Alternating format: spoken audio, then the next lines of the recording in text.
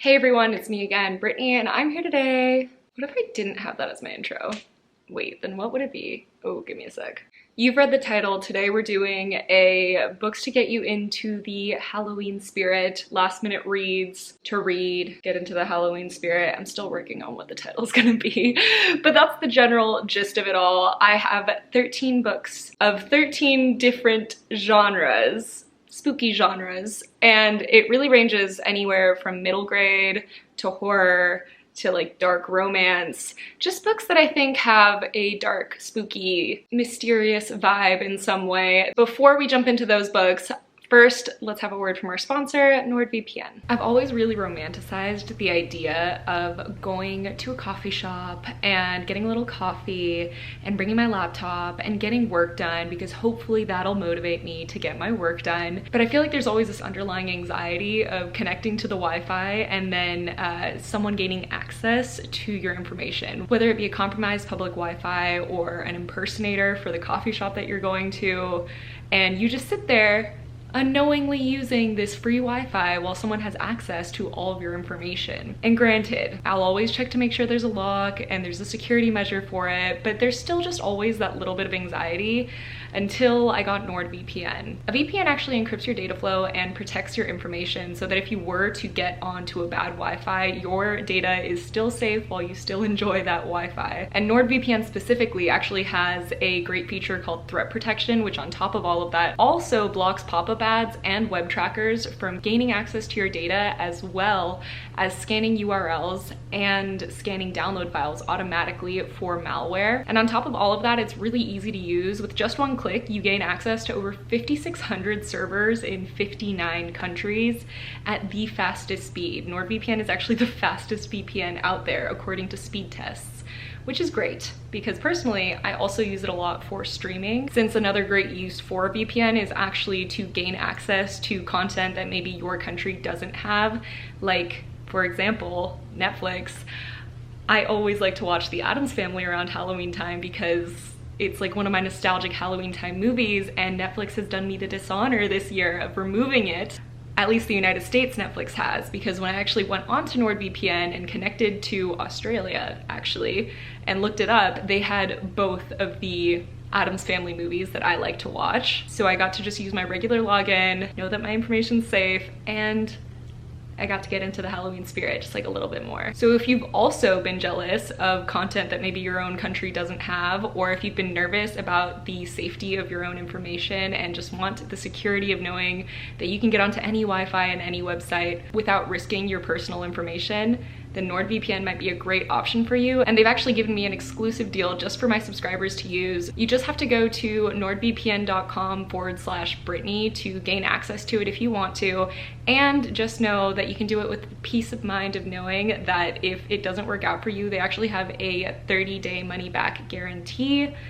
So it's risk-free. I'll also leave all that information down below just in case you want to follow the link directly or want to learn more about it. Just check that out. Thank you so much to you guys for giving me the opportunities to work with sponsors like this, and for NordVPN for sponsoring this video and, you know, giving me access to the Addams Family, because I don't know if it would have been Halloween without it, you know? Without further ado though, let's get into the books that I'll read to get into the Halloween spirit, because we already know what movies I watch. A lot of these genres can cover each of the books that I'm going to talk about, but I kind of more specifically tried to find a book for each of the genres that I could think of. So yes, some of them are both mysteries and psychological thrillers and horror and have paranormal aspects in it, but you know, let's just not think about that for right now. I figured we would go from least spooky to most spooky, so I'll have everything chaptered out if you want to look at it that way, but we're gonna start with the middle grade pick. Oh, I also really wanted to mention, I actually haven't read any of the books on this list. I did that on purpose. I was looking for books myself just to kind of get more into the Halloween vibe. It was the books that caught my eye, just with their summary, with the reviews that they were getting, that I was most intrigued by, that I was most excited by. And granted, who knows what'll happen when you read the book, but I feel like the reviews and the summaries are pretty good. So let's get into it. Starting with middle grade, we have Small Spaces by Catherine Arden. I believe this is her first introduction into middle grades, so typically not a middle grade author. Ollie has suffered a tragic loss and really only finds any solace in books. And it's no surprise that when they run into a mad woman that's about to throw a book into the water, that Ollie steals the book from her and decides to read it and discovers a spooky tale about Beth, the two brothers that loved her, and this smiling man who can grant your most dearly held wish, but for the ultimate price. On a school trip the next day to Smoke Hollow, Ollie actually runs across the graves of the very people that they've been reading about. And when the school bus going back home breaks down and the teacher goes to find help, the bus driver gives them one chilling detail, that they better get out before nightfall or else they're gonna come for you. Ollie and two of her classmates take heed of this advice, running into the woods with one last tiny piece of advice from this bus driver. Avoid large places, keep small. I don't know, it just seems kind of eerie, kind of spooky. No need to explain. So the next one is a graphic novel pick. And this one I'm actually so excited. I've been wanting to read it, and this is the perfect excuse to read it because it's Fangs by Sarah Anderson. And we follow Elsie, who is a 300-year-old vampire who has never really met her perfect match until one night she goes to the bar and she meets this wild and boisterous and very funny werewolf named Jimmy. And we follow them as they enjoy scary movies and spooky strolls and really yummy dinners, though never with garlic, and just being around each other and their different eccentric, monstrous vibes. It's just a feel-good kind of story. I am very excited to read this. I think that it would be such a good Halloween or Halloween Eve day read, just because it's so quick, so cute, so wholesome, and you know, the vibes. This next one is, okay, I was trying to think of something that would remind me of just like those like comedy horrors, like almost kind of like slasher movies, but like the parody slasher movies. And this book pick really just fell into that category for me. I'm not sure, but I mean, it is humorous. That is what all the reviews say. And it is Sign Here by Claudia Lux. It's a pretty simple premise. I mean, Peyote Trip has worked on the 5th floor of hell for quite some time, and it's not that bad, but they've really been craving a promotion. And to get this promotion, all they have to do is get another member of the Harrison family to sign their soul away. And when the Harrisons decide to summer in their family lake house, Peyote feels that this is the perfect moment to finally enact his plan after millennia of planning it out. And with the help of his coworker Calamity, he really feels like it's going to happen. But nothing really goes as planned on this trip, and as old secrets and new dangers scrape away at the Harrisons' shiny surface, a darkness is revealed in which everyone must finally deal with the consequences of their decisions. Something about the idea of someone working in the 5th floor of hell, and like they have like little pencil sharpeners that don't really work, and like coffee machines that are kind of like shabby, and their entire shtick is that they really need to get this family to sign their soul away. I mean, how have you been planning this for millennia? How is this family so old? I have lots of questions. Also, there's a best friend that's going on this trip. Is that best friend gonna be okay? Like, are you gonna mess with that best friend too? Is the best friend part of it? I have questions. Now, kind of fading into the romance side of it, I have 3 different romance genres. We have rom-com. Everyone loves a good rom-com. Straight up romance, which straight up romance tends to have a lot of comedic value to it as well, but let's just not think about that right now. And then we have dark romance, which in this fact, it's more of like a dark, smutty romance. So let's start though with a rom-com, which is When Life Gives You Vampires by Gloria Duke. 25-year-old Lily is pretty used to waking up hungover, underemployed, and overweight, but she's not really used to waking up with fangs. And after necking with a random dude, she's decided that this is definitely something that she's gonna have to look into further, because your girl got fangs after that. Now Tristan, he really didn't mean to turn Lily into a vampire. In fact, it's actually a vampire no-no. Like, that is the #1 rule in vampire world. And now that she's a vampire though, they kind of have to just team up, because there's gonna be people that are chasing after them. So they strike a truce to fend off other vampires, to fend off Lily's work rival turned vampire slayer, and of course to fend off Lily's mother, who is absolutely clueless as to what's really going on and really just is there to give unwarranted romance advice, as mothers can do. And also her fitness advice, which is just tone deaf, and something that Lily is coming to realize that On top of everything else that she's gonna have to deal with being a vampire, she also has to deal with the fact that she is going to have to fully learn to love herself the way she is, because being a vampire means never aging and never changing. So she's always going to look the way that she looks, and she is going to learn to love the skin that she's in, while also, you know, defeating her work rival vampire slayer and other vampires and her very tone-deaf mother. Now, more on the romance side of things, I actually originally was going to put the second book in this series because I heard mixed things about the first one, but the second book, I looked it up. Everyone says that you should read the first book first. So it's The Ex-Hex by Erin Sterling. 9 years ago, Vivian had her heart broken. And what would any heartbroken witch do? Well, yeah, she's gonna drink away her pain, she's gonna take a bubble bath, and she's going to give her ex just a little bit of a curse. Not like a serious curse, she's not normally supposed to use her powers for this, but all she had was like this whatever candle, and it's really only supposed to be more of like a couple of bad hair days, maybe. But it's been 9 years, and Reese is actually returning to Georgia because, I mean, he needs to recharge the town's ley lines, and he also needs to make an appearance at the annual fall festival, and it's going disastrously wrong. Disastrous, that sounds wrong. Disastrously. I think it's disastrously, okay. And Vivian realizes that her silly, cute little ex-hex turned into like a full-on curse, and she's actually going to have to team up with him to try and save him and also save their town, because it's really causing some larger consequences. It sounds pretty cute. I won't lie. I've actually had this for a year now, and I didn't read it last year, and this year I'm a little bit more intrigued by it. I think I hadn't thoroughly read the summary. It happens to the best of us. And now finally, for my dark romance recommendation, I want to preface this with, this is really dark. I have not read it, but I've just seen so much about it on Book Talk, and I'm sure a lot of you have probably heard a lot about it from Book Talk. It is extremely dark. There are many a trigger warning, like a lot. I honestly think that there's definitely going to be parts where I find it very uncomfortable to read, and I tend to have a pretty high ceiling, I guess, for triggers. I wanted a good smutty horror recommendation, and this is really the only one that I have thoroughly known about, and it is one that I want to read, but I just wanted to preface it with that warning. Please do not read this without first going through the triggers, or, I mean, I guess if you don't care, then you don't care, but the warning's out there.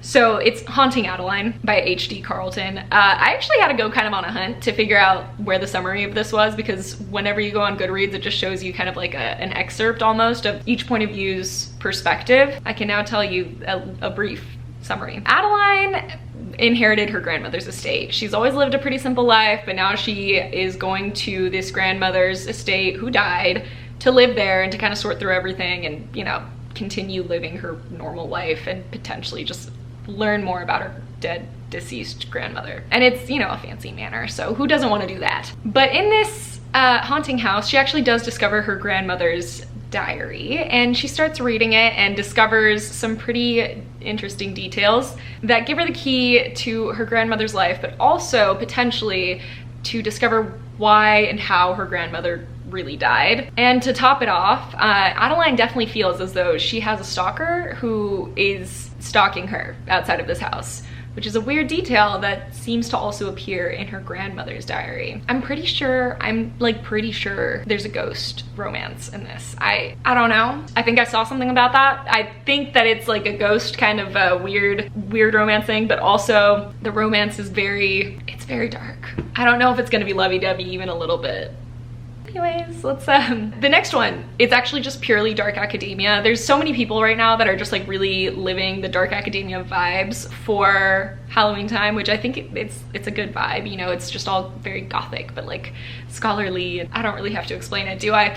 This book is not necessarily horror in any of that aspect, but it's one that I've been really excited about and fits so flawlessly into dark academia as a genre, and that's Babel, or The Necessity of Violence by R.F. Kong. I am a huge fan of R.F. Kong. I've read the first 2 books in the Poppy War trilogy, and I was holding off on reading Babel until I finished the 3rd one, but I just don't know if I can. It sounds so good, let me tell you. So it's 1828, and Robin Swift is an orphan that's been taken to London to be trained by a very mysterious professor in quite a few languages, those being Latin, ancient Greek, and Chinese, all in the preparation to be able to enroll in Babel, which is Oxford's prestigious Royal Institute of Translation. I had to read that. Babel is like the home of translation, but also the home of what is called silver working, which is like a kind of lost art that has a lot to do with translation, but also has a lot to do with taking over, conquering places. As Robin's studies progress, he finds himself caught between Babel itself and this Hermes Society,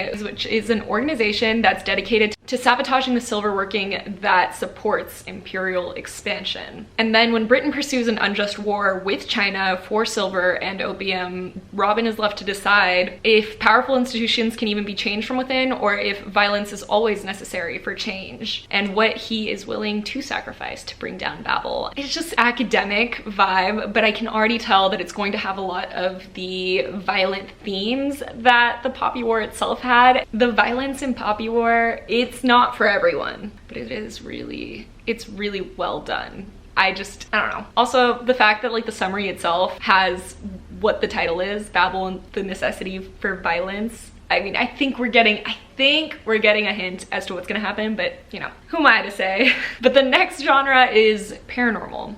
And I could have chosen a lot for this. I could have chosen ghosts, vampires, blah, blah, blah, a whole bunch of them, but I actually was most intrigued by A Discovery of Witches by Deborah Harkness. This is actually another one that could really fall into a very dark academia vibe, but it does have so many paranormal and fantasy actually elements to it. It also takes place in Oxford's library. So Diana Bishop is a young scholar at Oxford, and in her research, she unknowingly discovers a bewitched alchemical manuscript, likely because she is from a long line of witches, but she's not really interested in that aspect of her life, and after taking down just a few notes, she tosses it back into the library without a second thought. And this is something that actually does trigger quite a few things that she didn't expect, because soon a horde of demons and witches and vampires are all descending upon the library, because what she has found was a coveted treasure of theirs that has been lost for a really long time, and she is the only person that can actually break the spell on it. So yeah, paranormal, right? It has everything. I feel like it's been a long time since I've done a sit down video. But anyways, we have 2 to go. Only 2? Look at me go. Oh no. There's 2 on the next page. We have 5 to go. Cool. The next genre, I feel like it's an obvious one for Halloween, and that's mystery. And I have been wanting to read a Lucy Foley book for quite a while. She really does excel at mystery, and I feel as though The Guest List is probably one of her most popular. This is the wedding of the century. It's on an island off the coast of Ireland, and it's a very exclusive guest list to celebrate 2 people that are joining their lives together as one. The groom, who's this up-and-coming rising television star, and a bride, this very smart and very ambitious magazine publisher. And everything has been planned out to the T, from the location to the designer dress to the guest list to all of the guest favors. And granted, the waves are a little bit rough, the cell phone service is a little bit spotty, but I mean, who really cares about that? We're watching 2 people that are kind of celebrities fall in love, you know? But pretty soon, champagne is popping, everyone is talking, and old resentments start to rise their way to the top, as they do, as well as petty jealousies. And then we see the groomsmen start a drinking game from their youth. We see the bridesmaids not so accidentally ruin this beautiful designer dress. And we even watch the bride's oldest male friend give a kind of too caring and uncomfortable toast. But you know, besides all of that, someone dies. And obviously the murderer is there. They're on a remote island. There's no way for anyone else to get there. And they are stuck with each other to try and figure out who just murdered someone. Besides, you know, all the other stuff, I would want to figure out who ruined my dress if that was me, but the murder is really important as well. Now, the next category is just straight up thriller. I say that because the next one's gonna be psychological thriller, which is my personal favorite. But for thrillers, I've been seeing it everywhere, and I've been dying to read it, and it's In My Dreams I Hold a Knife by Ashley Winstead. And this one actually has a slightly similar vibe to the last one. You'll see what I mean. Also could also be considered a little bit dark academia just because it's going to take place at a university. It's been 10 years since graduation and Jessica is very much convinced that she is going to put up a perfect front. She is returning to Duquette University and returning to Southern society, and she is going to do so on her terms, and she's going to do so looking confident, feeling perfect, and proving everyone wrong, because what happened 10 years ago was a disaster. It ruined her life. And when she left campus those 10 years ago, she was a shell of herself. What ruined it? It was Heather's murder. Heather's murder 10 years ago ruined everything for her. It completely shattered the tight bond with the 6 friends she'd had since freshman year. The dreams she had worked on her whole life were gone in an instant, and so was her relationship with the one person that she actually wasn't supposed to love, but you know, they were still in a relationship anyways. Until that, I guess. She might be ready to move on, but someone else isn't. Someone is very determined to figure out who exactly murdered Heather, and they're gonna make the guilty pay. So when these 6 friends are reunited, they'll be forced to confront what happened 6 years ago and forced to also shed these secrets that all of them would rather die than have to reveal. Someone's gonna catch the killer, and apparently it's one of these 6 friends. I don't know, my money's kind of on Jessica. How can you be so rude? Like, you're literally sitting there saying that your whole life was ruined, but you're still alive, girl. Like, also, what is with this person that you weren't supposed to love? Was it Heather's boyfriend? Because if so, guys, I think I just cracked the case. Maybe you don't have to read the book. Maybe I don't have to read the book. For a psychological thriller, I'm actually really excited about this one. This is the only book that I have started. When I was creating this list, I hadn't started it yet, but I finished another book by this author, and I was so intrigued by it that I dove right in, and it's actually The Silent Patient by Alex Michaelides, and this is a very well-loved and well-known book, and there is definitely an unreliable narrator element to it. There's a lot of psychological elements as well, but I mean, okay, let me explain it to you. Alicia has always lived a very perfect life. She is a painter, her husband is a photographer, they are absolutely madly in love, they live in a beautiful house that has a beautiful view of a beautiful park in England, and they've really just got it all. Until one night when her husband comes back home late from a shoot, and she murders him, shoots him right in the face, and then never speaks again, ever. In fact, her refusal to talk turned what could have been a very just typical domestic incident into a mystery that has absolutely captured the public's attention and shot Alicia into notoriety. Her art, which was already fantastic, sells at a much higher rate, and everyone just continues to talk about it when it should have just faded into oblivion. It's been years since that fateful night, and Alicia has still never said a word. But Theo is really hoping that he is going to be the one to crack her case, to be able to get her to talk, to be able to experience what happened that night, and to truly learn what could have set her off, because there's no motive, there's no reason for her to have done what she did, and no one will ever know unless she one day talks again. I'm really excited about this. I actually really liked The Maidens, which is the other book that I read by Alex Michaelides. I know there was like some mixed reviews on that. I loved it. And there's a brief mentioning actually of Theo and this exact patient, and it's what made me interested enough to just like start reading it. So don't worry, I'm not very far in. All I know is actually what I just told you, so there you go. The next category, Gothic. I feel like you can't have Halloween without a very nice Gothic feel, at least for me. It's my favorite kind of decor. And this one I've been really intrigued by, and it's The Hacienda by Isabella Cañas. And this one does definitely give me Mexican Gothic vibes. But I'm hoping this is the second chance that I needed, because I actually really didn't love Mexican Gothic. I gave it a 3 stars. It was very neutral for me, and I'm hoping that this one does better. This takes place after the overthrow of the Mexican government, and Beatrice's father has been executed and her home has been destroyed, and suddenly a very handsome man by the name of Don Rodolfo proposes to Beatrice. And there has been a lot of talk about this man because his first wife actually died very mysteriously, and everyone's kind of saying like maybe you shouldn't do it, but Beatrice, she wants stability, and she wants the stability that comes from his estate as well, his very remote estate. So she says yes, but maybe she's going to come to learn that Hacienda San Isidro may not be the sanctuary that she was making it out to be, because when Don Rodolfo returns to the capital for work, she is left alone in this very spooky, kind of haunted hacienda. She starts to hear voices and see visions and feel as though eyes are on her. And Rodolfo's sister, who is there, kind of blows it off. She's like, you're imagining things, you're totally just making it up. But also, she won't come into the hacienda after dark, so what's that about? If everything's in her head, why aren't you coming in? And so Beatriz really is left knowing only two things for sure. One is that something is definitely wrong with the hacienda, and two, it's that no one is going to help her. Except for maybe this young priest who she discovers, who also happens to be a witch, and who decides to help Beatriz. Maybe because he has a little bit of feelings for her that isn't supposed to be happening because he's a priest, but also because he might be the only person that is able to help her. Besides being a priest, he has this witch background, and that is exactly the background that they might need to face this haunting head on. I don't know. The thing that I didn't like about Mexican Gothic was actually the route it ended up taking.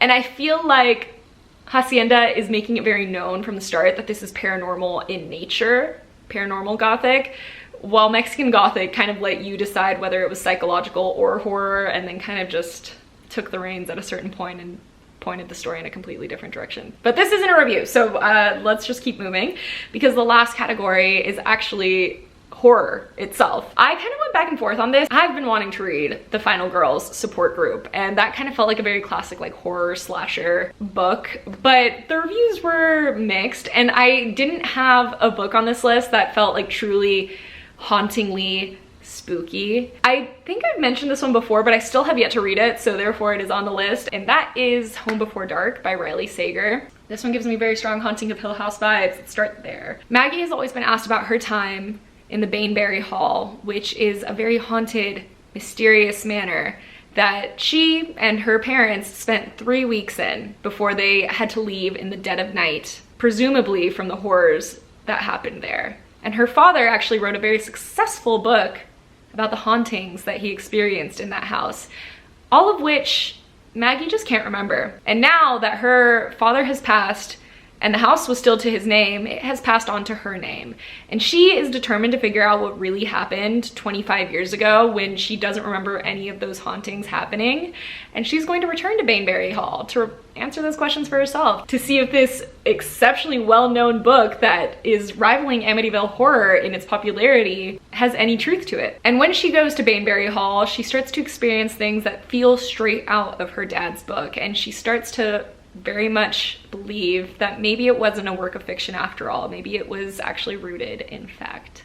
So yeah, those are the 13 books. Yes, I chose the number 13. Well, I wanted it to be 13 books to begin with, but I couldn't think of 13 genres, and then it just happened to be 13 genres, so it worked out. It's serendipity. I think that there's a little bit of everything in this, but definitely leave me your own personal recommendations down below. Obviously, I always have a soft spot for like Junji Ito. Great horror manga. If you want something like quick and fast for Halloween, you really can't go wrong with any of his stuff. But if I missed anything, if there's any like books that you feel always get you into the Halloween spirit, leave them down below. I would love to find out, write them down for myself, and maybe even read them. I mean, we have like a week left, so who knows? But other than that, thank you NordVPN for sponsoring this video. Definitely check out all the information down below for them if you did want to look into them and watch spooky things in different countries that might not be on your Netflix. You know, thank you for watching this video today, guys. I don't have anything else to say. My hair was supposed to be white. It is now purple from purple shampoo, purple conditioner. It'll fade. It looks kind of cool anyways, right? That'll be it. Thanks for watching. Bye.